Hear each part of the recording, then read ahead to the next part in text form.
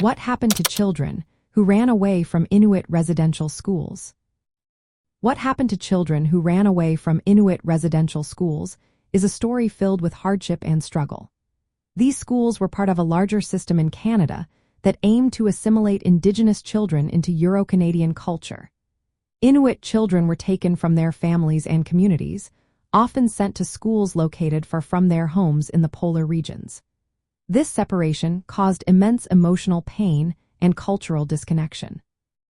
When children decided to run away, it was usually to escape the abuse and loneliness they faced in these institutions. However, the journey was fraught with danger. The Arctic environment is harsh, and many children had to navigate extreme cold without proper clothing, food, or shelter. The risks included exposure to severe weather and potential encounters with wildlife.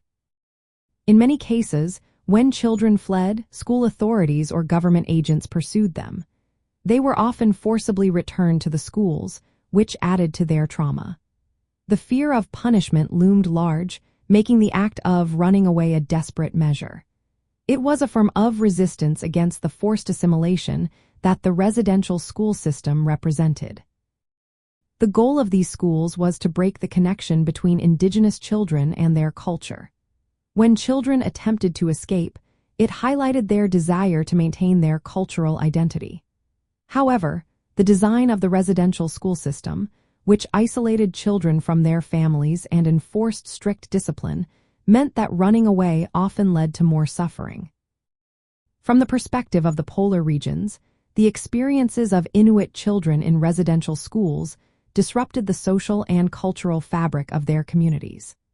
These schools not only removed children physically but also aimed to sever their ties to the land, language, and traditions that are vital for survival and identity in the Arctic. The trauma experienced by those who ran away, as well as those who stayed, has had lasting effects on Inuit communities. It has contributed to ongoing challenges related to identity, mental health, and cultural continuity. Understanding what happened to these children is essential for supporting Inuit-led efforts to revitalize their culture today.